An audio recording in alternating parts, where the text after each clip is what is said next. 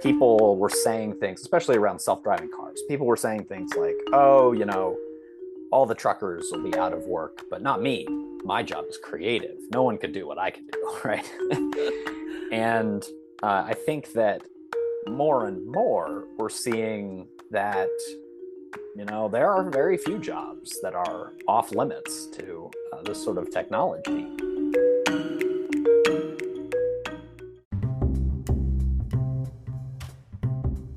Welcome to Speculative Sandbox, your audio playground for creative storytellers.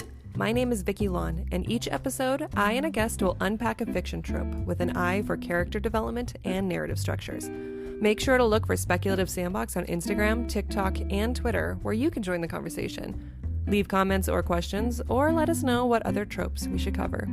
When the real world just doesn't cut it, let's get lost in a fictional one.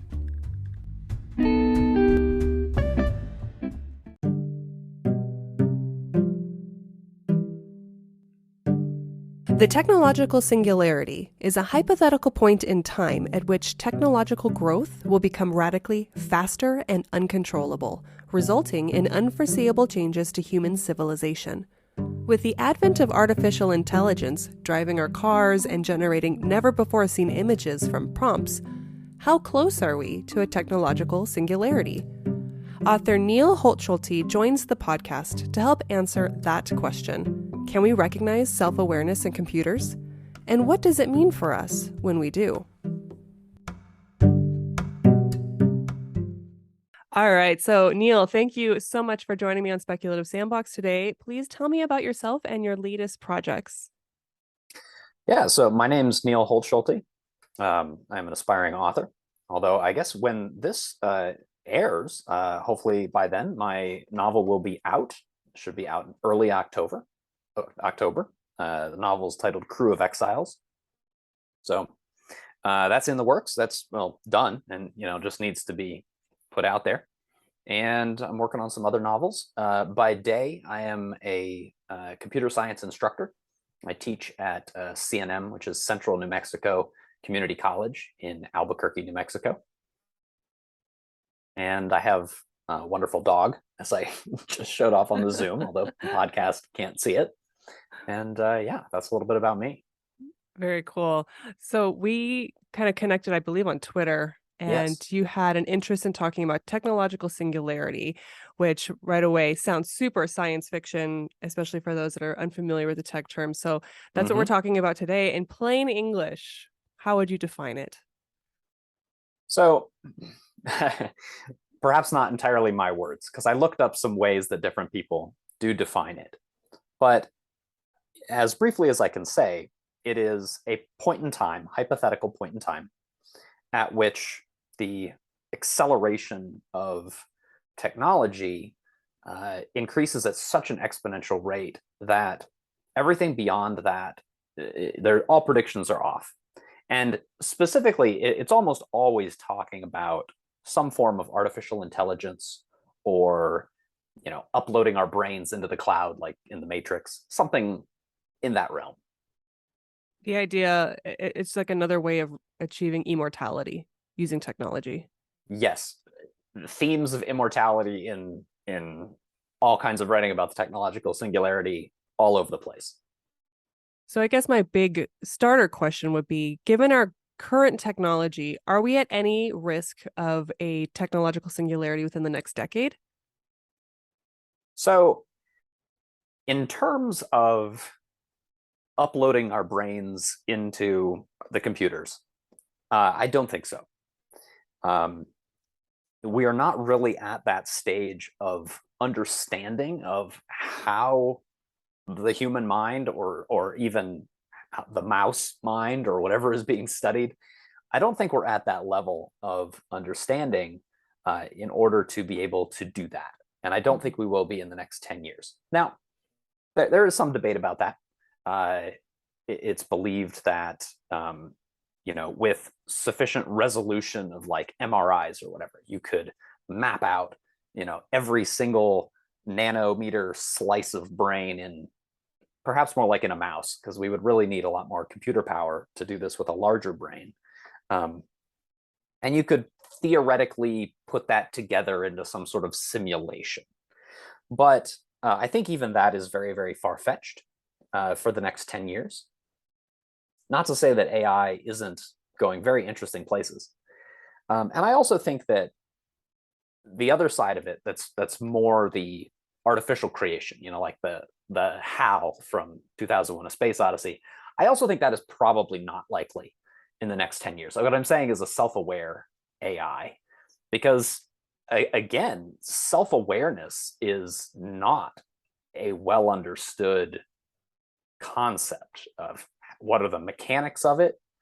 What does it even really mean, right? How do we go from neurons firing to the sensation of I feel like I am in this body, in this room, communicating with you, in front of me on this screen? That experience, how does it go from neurons firing, which, an individual neuron, very simple, relatively simple, at least, relatively understandable, put a bunch together and suddenly we're experiencing reality? Like, wow, that's profound. Well, how does Hmm. that work? Well, and I think a lot about how humans or people and the ability to identify sentience or self-awareness in other creatures, let alone robots or things that we've designed. I'm seeing all these studies constantly going, I'm kind of making this up as I go because I can't remember the exact article at the time, but like ducks are sentient. I'm like, well, I've always felt like ducks have had their own like, you know, quality of life and that they, can think and, just because they're not us doesn't mean that they don't have self-awareness. So I always find it really interesting when humans are the deciding factor on what is considered self-aware and what is considered sentient, let alone an object that we then create. And I think it's really interesting when you're talking about AI and has AI reached self-awareness, because we have had some examples of AI, and I want to go into what does AI currently. You sent me a video about picture uh, compilation or something where they are able to create photos from words that you provide the computer, photos that have never seen in real life that they can make something out of nothing. And right now, I'm actually seeing AI photography take off on TikTok. People are, using it to say, this is what I looked like in a past life, stuff like that. Mm. So is that kind of the extent of AI now? What is that when AI is generating these images? Yeah, so what you're talking about is this text prompt to image conversion software.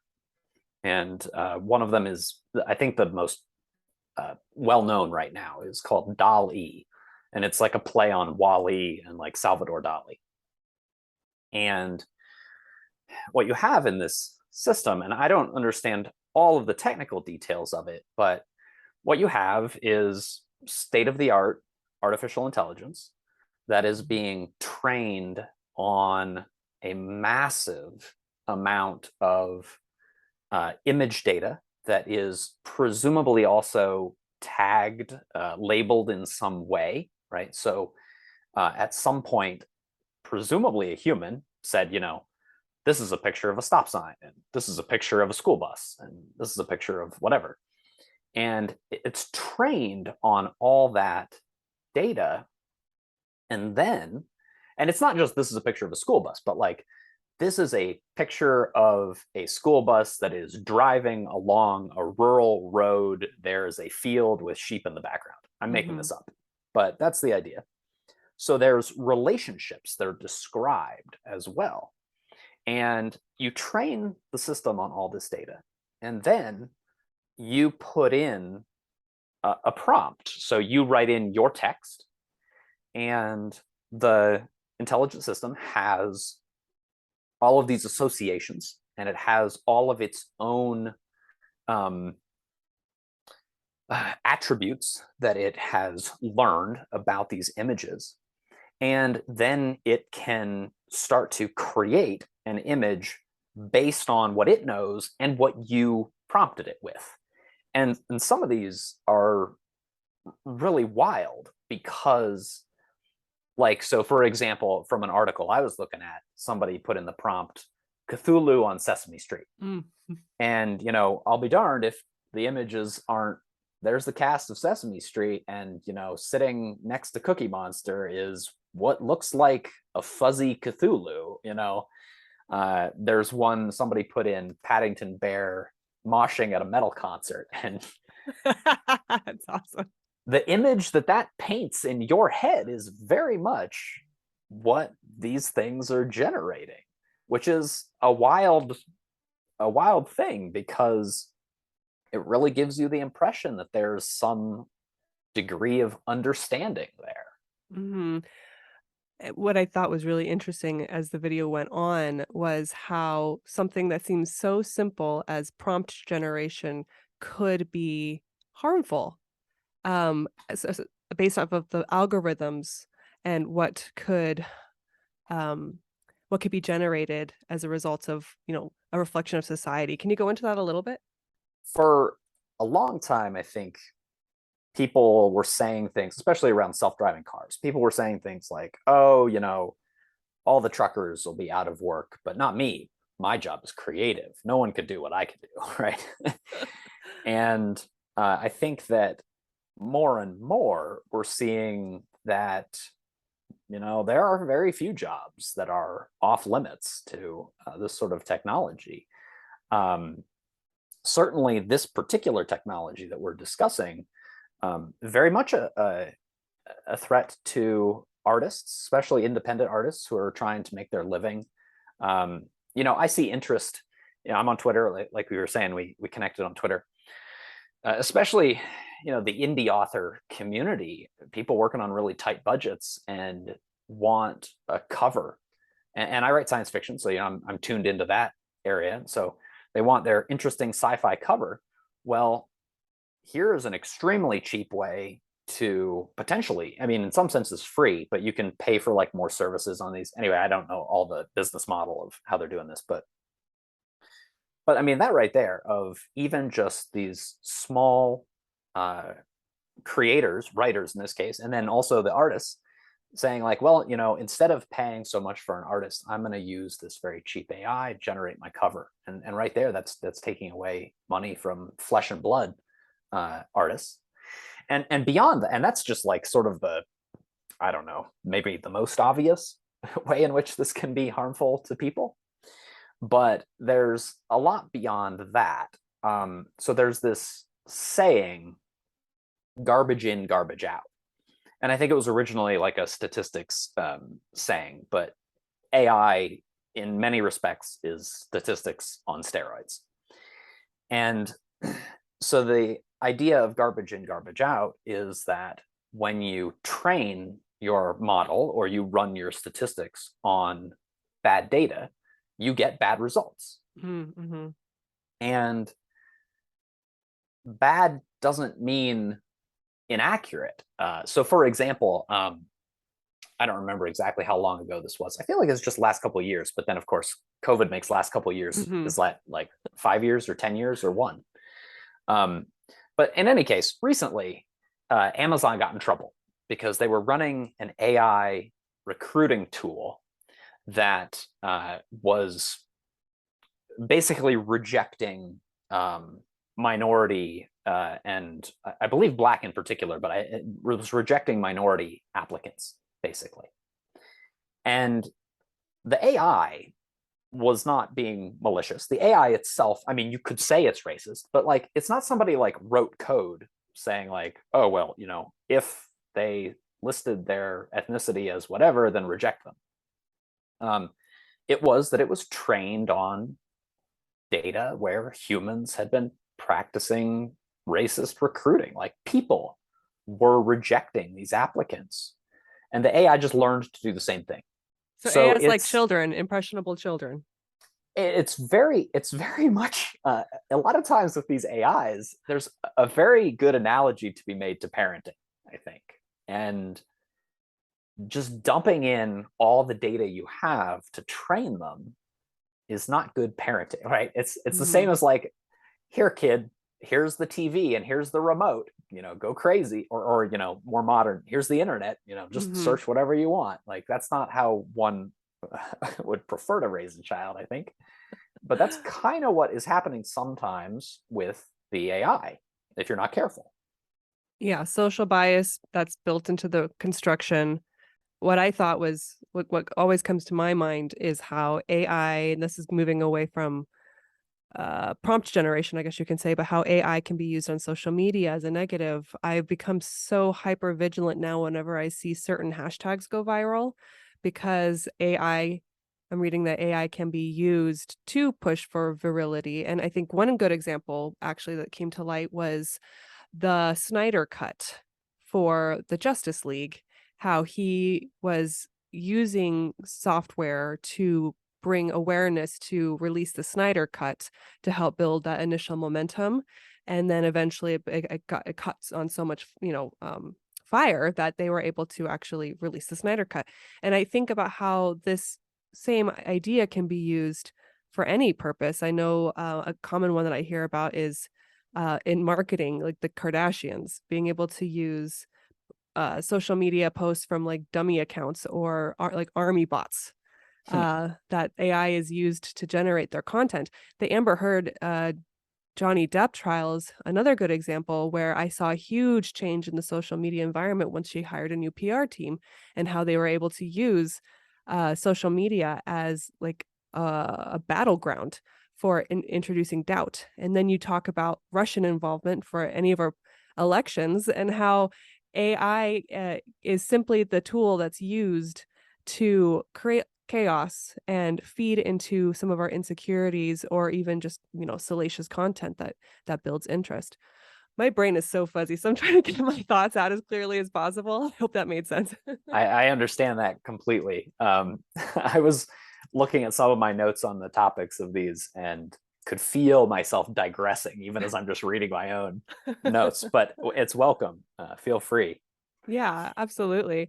So let's talk more about biases. Recently, Google made the news when Google engineer Blake Lemoine claimed that their AI called Lambda was sentient. And this kind of blew up, and everyone was kind of freaked out reading the transcripts. But then it was followed up with claims about his character of religious fanaticism, supposedly, that may have impacted his actual findings. So, how do we know when you kind of talk about human influences when we've actually left the realm of human projection and reached actual AI sentience? Yeah, I don't think anyone has a good answer to that question right now because we don't have a good definition of sentience. And as we sort of were talking about, projection is very strong, at least on an emotional level, right? Um, young children can have like a plush toy and be like, oh yeah, no, it talks and it has its own thoughts and feelings, right? Very easy to project. Um, Even perhaps, I mean, the kid wouldn't call it self-awareness, but something akin to that onto something like that. And adults do the same thing. And we don't really have a good understanding of what self-awareness, the mechanism is. I mean, there's some theories that there's kind of a cat chasing its tail phenomenon going on where part of your brain is observing neuron activity in another part of your brain and can sort of form judgments about that. And then I don't know the neuroscience, but then presumably some other part of your brain can look at that reflection and sort of you can reflect on your own reflection, right? And you can Mhm. sort of go deeper and deeper into this self-awareness. And I can sort of communicate that experience, but how it happens in my head, I have no idea. You don't know if I'm totally faking. I'm just a really good imitation of a human or of a self-aware being. You Um, are AI this whole time. yeah, I mean, Descartes was very interested in this question. Like, this is not a new question, right? He says, "I think, therefore I am," but all you zombies could be faking it for all I know, right?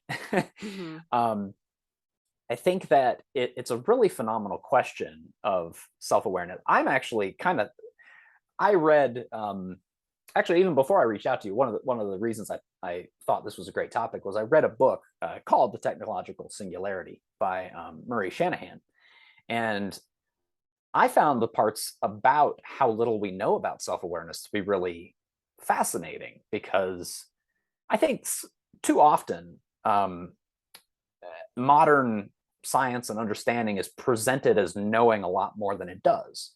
And I think this is an area where we really don't know a lot. It is very much a frontier of scientific discovery. Um, and so I think the self awareness question is really fascinating.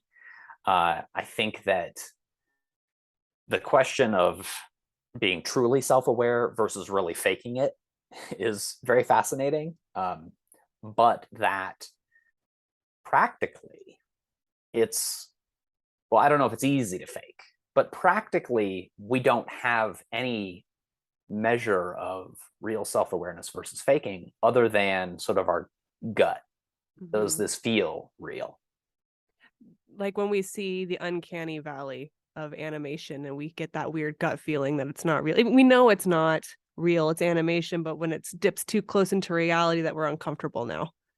Sure. And I mean, talking about gut feelings, a lot of the deep fakes, these videos where, they put some celebrity's face on somebody else or uh, whatever, a lot of those, in my opinion, pass the gut check. And like, I have to check the comments and be like, is this real or is this Mm-hmm. fabricated? Yeah, I saw one recently. There's a guy that's really well known for doing the Tom Cruise deepfakes, and he started collaborating with Paris Hilton. And I did a double take because I was watching the video, and I'm like, "What?" And then someone pointed out, and they said Tom Cruise isn't that tall. I'm like, "Oh, like, yeah, true," because he was towering over Paris, and Paris I think is like 5'11". So I was like, "My gosh!" Like my own gut did like failed me in that case. Do you think Yeah. if we were to actually come across a true self-aware autonomous program that we would be okay with its existence? Oh no. um, I mean, there would be a variety of responses, I'm sure, but I think we would, most people, many people, very uncomfortable with the idea of a self aware, autonomous program. And I think one distinction that you kind of need to make is sort of the origin of, and a lot of science fiction, the origin of this stuff is like brain upload. Because I Okay. think it's a relative, like I can say the word brain upload, and a lot of people know what I'm talking about, even though it doesn't exist as a real technology, right? So a human uploaded into a machine is also, I think, uncomfortable and raises a ton of questions. But I think it's worth distinguishing that from like somebody wrote code and the code is saying, no, no, no, I'm self aware, don't unplug me. Is it because we see ourselves in the brain that's uploaded? Yeah, yeah, yeah, for sure. I would say so. I think that being able to be like, oh, thank goodness, it has a human origin. It doesn't originate as something I don't understand. The programmer is in his dark room scribbling strange symbols into the computer, and that's where this came from.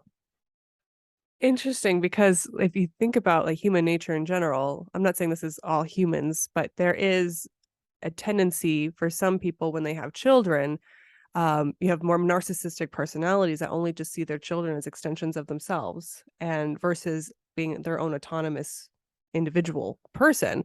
And I find that to be kind of like a similar approach. Like some people might be okay if they're dealt with an actual autonomous person, the same way they might be acceptable of other people that are, not an extension of themselves. But people who struggle with seeing others as being individuals will definitely not like any sort of AI, program that is independent of them.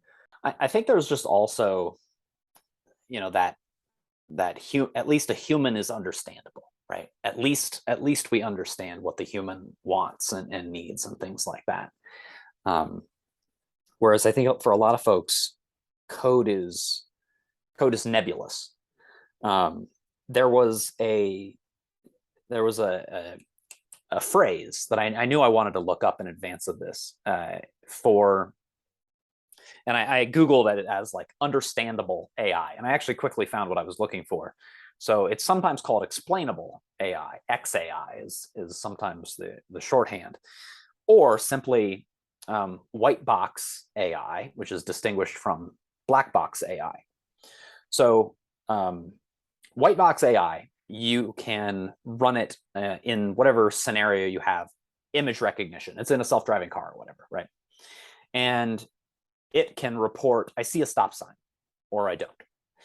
And the white box, transparent box is sort of more what they're going for there. You can investigate. You can say, okay, AI, you made this decision that you see a stop sign. What's that based on? And it'll say, oh, well, the probability that I is high because I saw red and I saw an octagon, and the joint probability of those things, it tells me that very high probability that it's a stop sign. And it's mostly statistics, kind of like I said. But there's also black box AI, where, yes, of course, a human wrote it. And of course, there are theories and such by how we understand these things. Neural networks are the example I'm getting at. But a neural network, which is also, by the way, a simulation of an organic brain, basically you put the data in one end, and there are all these, what do I want to say here? I'm going to say trigger points. There are all these thresholds. That's the word. There are all these thresholds. And each neuron might be looking at just one pixel of the image. And if that pixel is of a certain value that triggers the threshold, the neuron will fire, and that passes along to further neurons, and they fire or don't fire. And then at the very end, there's some single neuron that either fires or doesn't, and that's like yes to a stop sign or no to a stop sign. And you can't interrogate that thing. You can't ask it, well, how did you decide that this was a stop sign? Right? Because there's no probabilities. It was trained on certain data, and you could look at the training set, but you can't ask it, well, like, how'd you make your decision? Because it can't reflect on that. It's a very intelligent AI. I mean, neural nets are used in they're an aspect of the text to image. They're an aspect of most image recognition. They're used widely. But you can't ask them the question of, how do you know that is the right answer? Or how did you reach that conclusion? Interesting. That makes me a friend of mine has a Tesla, and one of the things he showed me, because with this, I guess this, I don't have a Tesla, so I'm just going off of what I'm seeing in his videos. There's a screen, and it can read what, I know people take their Teslas to like graveyards, and then whenever a little body figure pops up on the screen, they say that the Tesla is reading ghosts. But the Tesla's supposed to be able to read what's ahead of you and act accordingly. Like if there's a dog that runs across the street, and being able to brake check for that. But in this case, there was a police on a Segway in the parking lot of a shopping mall, and the car read it as a motorcycle. And of course, that's inaccurate. The cop on a Segway is not going to go as fast as a motorcycle. And it makes me wonder, does the Tesla have different programming for a motorcycle than what would have been more appropriate for a Segway? And that was a really good example of saying, well, the Tesla doesn't actually know. It just programs to the best that it can based off of what the code was. Yeah, that is a really interesting way you phrase that, of Tesla doesn't know.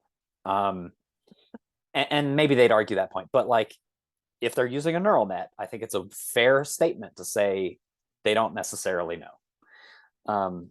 And this gets into, I mean, we've already seen this as a weird thing that crops up every once in a while, of like the responsibility when something goes wrong. Mm-hmm. Where does responsibility lie? And part of the technological singularity idea is that beyond this point, when people say like beyond the singularity, all bets are off and everything changes. When they say everything, they mean like socially, legally, morally, like it goes on and on and on. And I think legally, right there, we're already seeing that things get weird. The explainable AI, one of its purposes, one of its reasons that it needs to be distinguished and that it's important, is for legal reasons.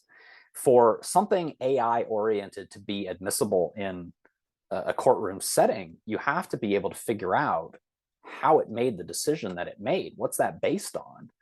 I mean, I would assume so. I'm sure maybe there's other. I'm not a lawyer, and I don't know where they would go with such things. And I think many lawyers don't know either, because it's such a new technology. but there is that unknown, I guess is what I'm saying.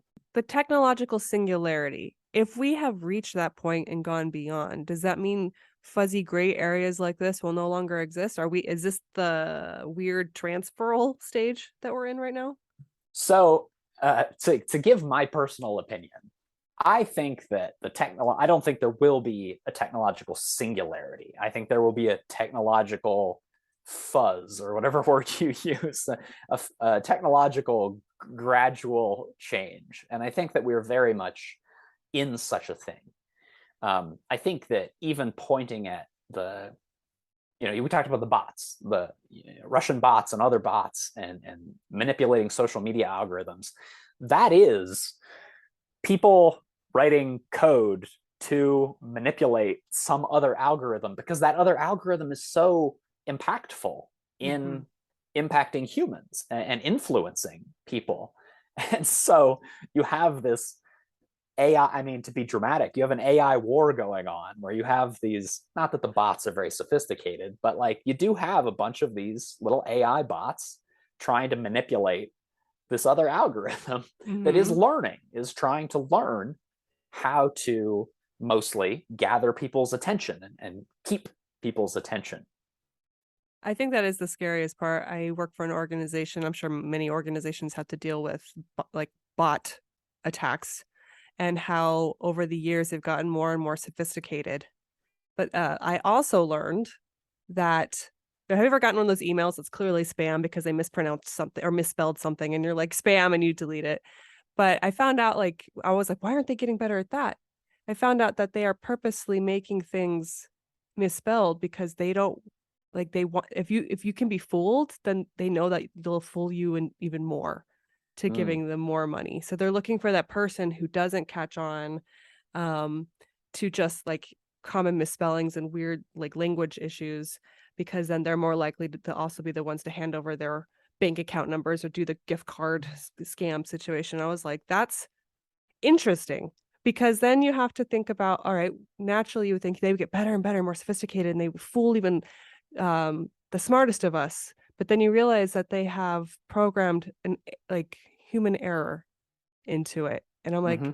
does that require a human to understand that shortcoming? You know what I mean? Like how are we able to like think about our own shortcomings to be able to take advantage of us? Would we always need a human to be able to like consult for that? Yeah, you actually made me think of this really interesting talk that I heard. I believe it's still on YouTube. If anybody wants to search it, it's something like The Most Human Human. And it was a talk given at the Santa Fe Institute years ago. I don't remember exactly when. And the speaker is talking about his experience in a um, a Turing competition. So Alan Turing, famous mathematician and computer scientist, and the Turing test is this idea he came up with of, well, if you can interact, and the test is usually just purely through text. If you can interact with a computer through text and a human through text, and you can't tell which is which, then the computer passes the Turing test and is, for all intents and purposes, I don't know exactly, not human, but is intelligent, I think is the main thing. Okay. And um, he talks about how he made a response to some particular question. And in his brain, it was like, oh, haha, I'm going to do like a quirky response. And it like makes sense to me. But to the person he was talking to, it came off as a non sequitur. And the person was like, nope, not a human. And so there's this weird balance that we all strike between being very, very stiff and formal and machine like and being sort of our quirky selves. And his thing talked a lot about security and how a lot of our security is really just terrible, right? Somebody, this is going way back, but somebody hacked Sarah Palin's email when she was running as the vice presidential candidate. And they managed to do it simply by reading her Wikipedia page and submitting a hey, I forgot my password on her email. And then just, the questions were like, where did you go to high school? And that's all public, well, easily accessible information. And so the only thing that the hacker had to figure out was the idiosyncrasy of how she typed it in. Does she say, I think it was Wasilla, I think. I kind of vaguely remember the name of the school. But like, did she say, WHS? Did she say Wasilla High? Did she say Wasilla High School? Did she capitalize it? Did she lowercase it? And that quirk was the only part that was stopping him and every other hacker from, getting into her emails.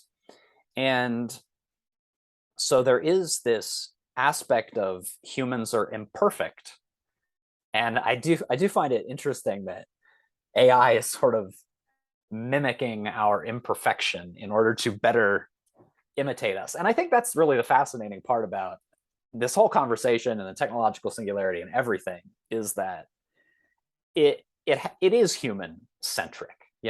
It's I don't think it's going to be brains in boxes. Certainly not AI brains in boxes, and probably not even human brains in boxes. But it's going to be stuff that is connected to human quirks and foibles and all the things that we're already vulnerable to, just more so. It makes me appreciate my quirks even more. Laws. Since we are both writers, and this entire podcast is towards fiction, I thought it'd be great to talk about how self-aware artificial intelligence has been used in science fiction novels and movies.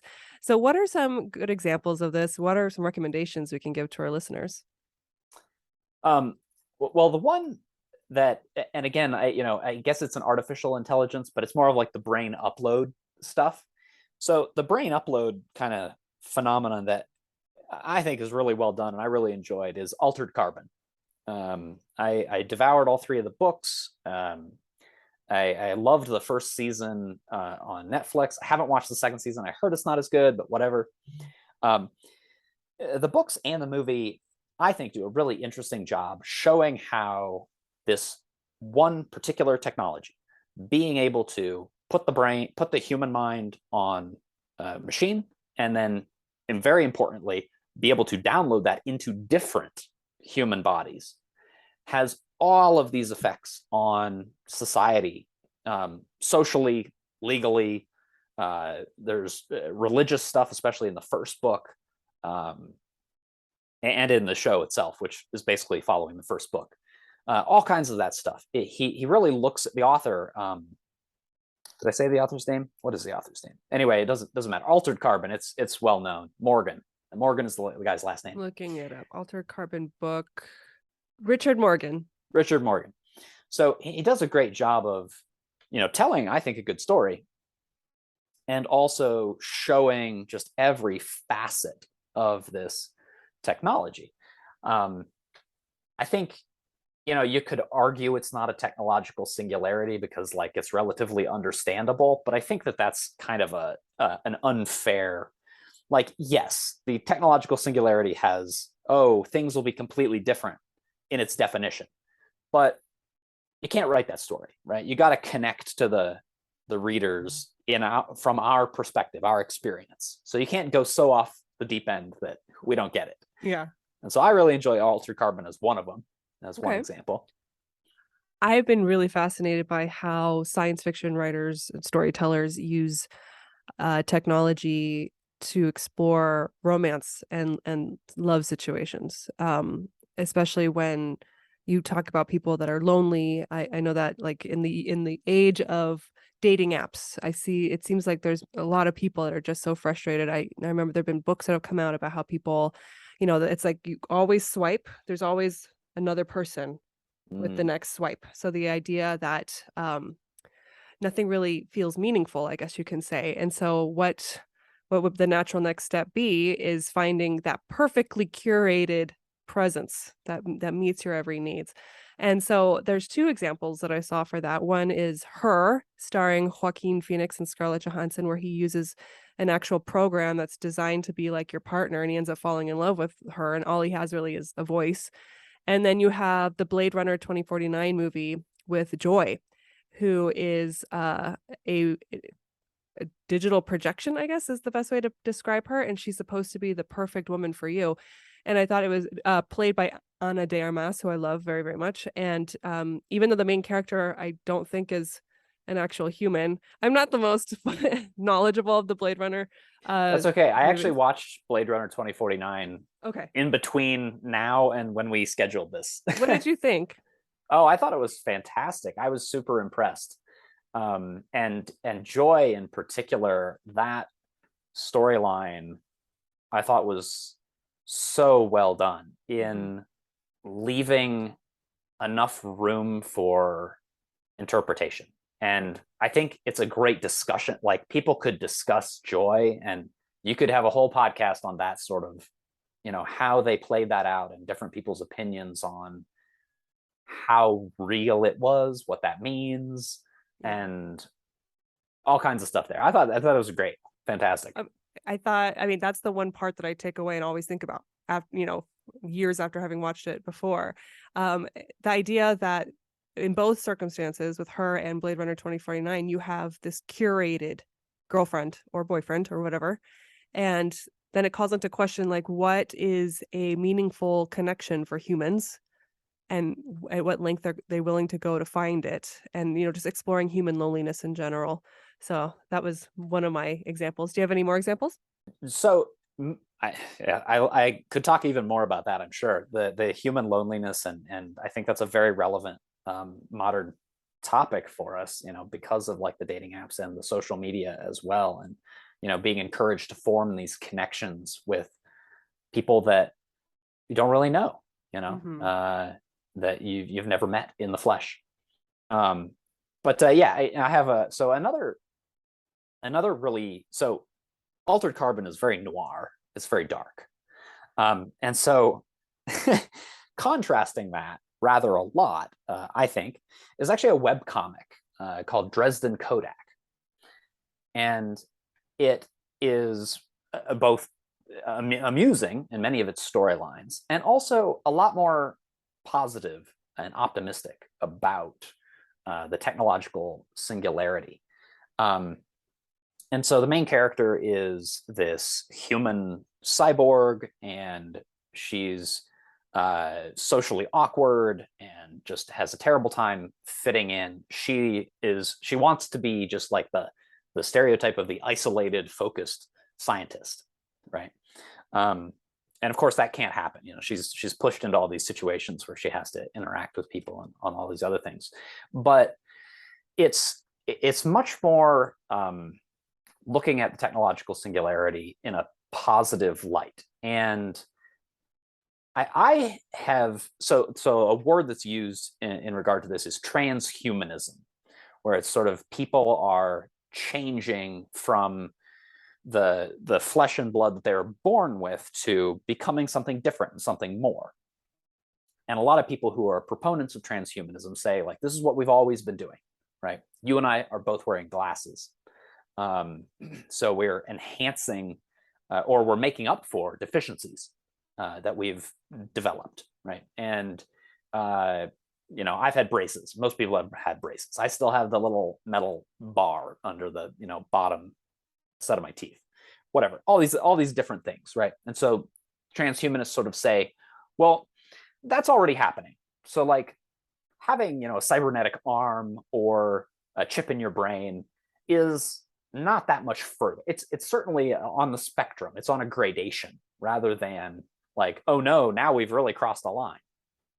And I think one of probably the more famous Dresden Kodak web comics is called uh, it's called like caveman science fiction. If you search Dresden Kodak, and Kodak is Kodak, you'll find that, and it's basically sort of a counter argument to the many, many, many science fictions that are like, oh no, don't take science too far. Like Jurassic Park is a classic example of Ian Malcolm saying your scientists were so obsessed with whether or not they could that they didn't stop to ask whether or not they should, right? And as I was looking back at Dresden Kodak, because I knew it was something I maybe wanted to talk about for this, there was a quote that I came across, which was I thought really impactful, which was preserving your flesh does not automatically preserve your humanity. Guarding your humanity is on you. And I really liked that as a, just because you're modifying yourself, that doesn't make you less human. And having the opposite, having not modified yourself, doesn't make you more human. Right? It doesn't give you any more compassion or empathy than anybody else. And so it's a very interesting one. Sometimes it's very hard to understand. If anybody sort of gets into it, I recommend not worrying about so much if you're totally understanding what's going on, and just kind of enjoy the ride for that one. That's how I feel about watching Westworld right now, because they've explored some, I believe, I think, because I just finished the last episode. I don't know what happened, but there's some transhumanism in there. It starts off with, you know, artificial intelligence robots that are hosts of a theme park, and humans can go into the theme park and basically express their every humanly desires on these robots, murder them, promiscuity, all that kind of stuff in this Wild West town. And the whole point of the show is, the robots they get sick of it. They seemingly reach self-awareness. They wage war against the humans. But at a later part in the show, they discover that they can download the human's brain into a robot, and they do a series of tests. They're called the Delos tests. The company that runs the whole thing is Delos. And every time they test, the human brain rejects the robot body. And whether it's like once they become self-aware, as long as they continue to live in the dream state of their memories, or they're fooled into thinking that everything is fine, then they're fine. But the minute the veil is pulled away and they're like, look, you're actually a robot, then the brain goes into meltdown mode and everything fails. So I think I said that right. If someone listens to Westworld and knows better, please tell me, because I don't know what's going on. So then, what are some common plot devices or narrative structures that usually come with writing a technological singularity story? So I'm going to springboard off of the Westworld comment, Oh yeah, go and for it. hopefully also answer that one, Yes. which is so obviously the AI gets fed up with being our slaves and revolts against us is sort of a very, very common trope. And I think that's not quite as interesting as the later part of what you were describing in Westworld. I've not seen Westworld, where you were talking about how the brain, once it learns of sort of what it's become, rejects the robot body. And I think that the sort of question of what makes us human and identity, I mean, this is, Philip K. Dick explores identity and what makes someone human. I mean, obviously he's the author of what Blade Runner is based on, but explores that in great detail. And I think that you always have to bring it back to, how does this reflect on humanity? I really love actually the existential crisis sort of trope. It reminds, the author Werner Vinge, and I hope I'm pronouncing that correctly, has a novel, A Fire Upon the Deep. And I do like a lot of his work, and some of it I don't care for. But in A Fire Upon the Deep, one of my favorite parts is that one of these very, very powerful, presumably once human beings, but has transcended through technology into this much greater thing, creates a human at one point to do his bidding, right? And the human finds out about this and has this total existential crisis meltdown, and says something to the effect of, they create machines like us, talking about humans. And it was a very powerful, this guy has had, the veil ripped away and has seen into himself, and not seen a soul and not seen free will, and is this really terrible moment for this character. I don't know how often I've seen that particular thing used, but I really did like that one in A Fire Upon the Deep, so I wanted to mention that one. Other common tropes, I think, we mentioned immortality. Hmm. Immortality, I think, is a huge one because once you're able to upload a mind to a format that doesn't decay or doesn't decay as quickly, or a format where you could copy it freely, immortality is one of the first things that we think of. Do you think in the process of uploading yourself that it's a for you, your own POV, is that like a smooth transition? Or do you just hmm, stop existing and your digital self continues? right. So, and I'm not having immediate examples of that in my head, but I know that science fiction has explored that topic. There's sort of a couple ways to go about it. Uh, One is, of course, it's always dramatic to have sort of a painful transition, right? The transition in the Matrix, it doesn't look comfortable for Neo. Um, but Another interesting way to go about it is suddenly there is very much two of you, right? It's convenient if the upload process is sort of destructive. It's convenient if it destroys the original, because then there's not two of you. And now, like, anything you legally owned, who owns it? Do you both own Mhm. it? Is it joint property now? Like, what's the deal with that? Um, Altered Carbon definitely takes the approach of now, and there's like all kinds of legal structure in the story world around it, but like, yeah, potentially there's two of you, but one of you has to die. Like, that's like the legal requirement. um, Wow. yeah, right. And but yeah, that's like a major thing of how does that process go? Is it smooth? I think that you have to consider that the brain is not a passive organ. We sleep, but that is not the brain turning off. It's the brain functioning differently. But it is like in in progress, right? You shut the brain down and like you have a dead person. You don't have a person that you can very easily then just start right back up. So I don't know. I like to see when that's acknowledged in the sort of brain upload science fiction, that you have to do this as an active state. Um, Interesting. I but saw yeah, there's a Black Mirror episode that has the brain upload concept, but only reserved for those near death. So mm, what happens is if you are like cancerous and you're like only months away, you get like a special, trial period where you can upload your brain into this digital afterlife that can be outfitted however you want it to be.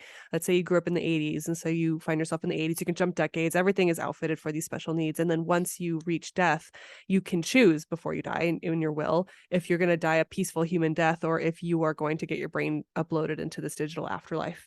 And so what ends up happening is everyone, it's like a network, it's like the internet. You can meet people in there and then you can decide, to spend the rest of that your entire afterlife with them if you both die around the same time, which I thought was like a sweet way, a nice way of looking at brain uploads and kind of solving the problem of what to do with the body because the body's dead anyway.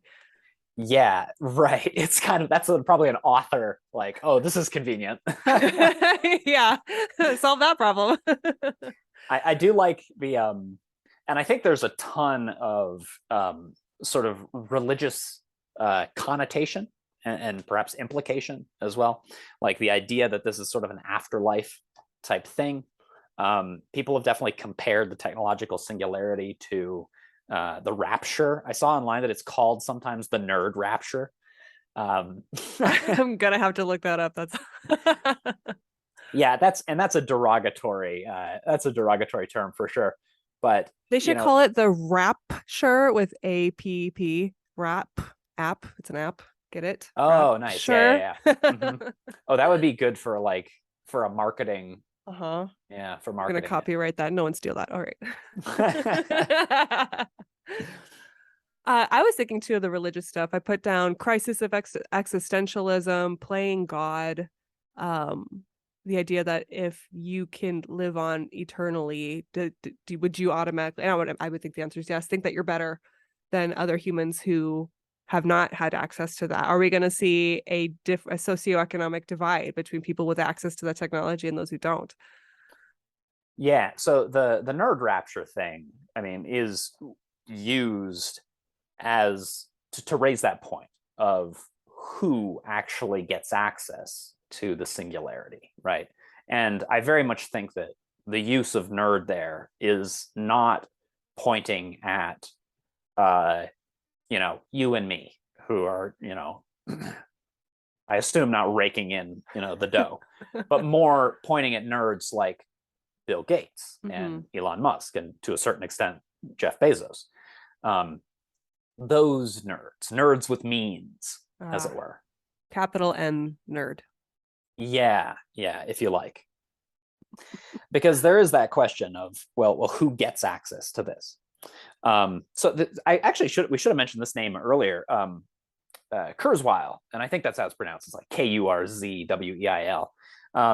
So he was like the first and biggest proponent of this idea, and he like really thought like, yeah, we should pursue this. Like, people should live forever. Like, let's make this happen, and I believe it can happen. And, talking about the singularity in particular.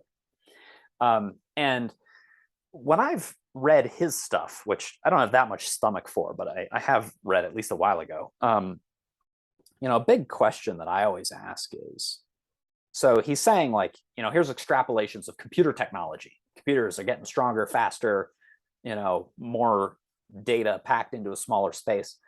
And I always want to say, okay, power, where, and I mean electricity, like, where does that come from? Like, Mm. because this is not a free thing. I mean, even, the computers that we have consume a significant and growing proportion of like global energy production, um, where does he think all this power comes from?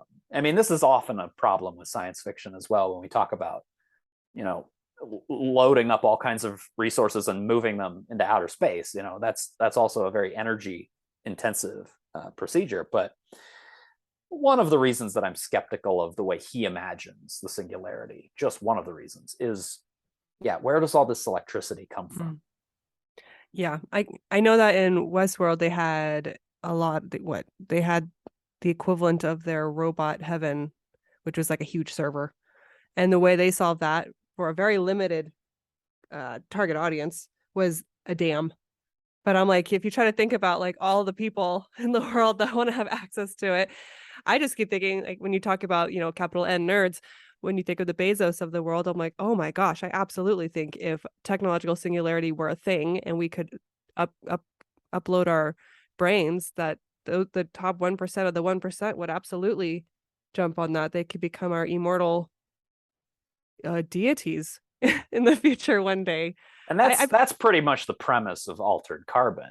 They have a very scary line about death being the great equalizer. Nobody escapes death, but now they do. And these people that already own everything, can you imagine that being worse than today? Well, here it is. That is very true. So then, speaking of which, I have this next question. Elon Musk, Stephen Hawking, and Bill Gates have all cautioned against artificial intelligence, claiming it presents an existential threat against humanity. What are your thoughts on this? Yes, but probably not in the same way that maybe they're thinking of it. Um, I think that artificial intelligence is an aspect of a multifaceted existential threat against humanity that is humanity itself, that very much is a problem today. It's not becoming a problem, like it is a problem. We talked about social media algorithms and frankly other news media as well.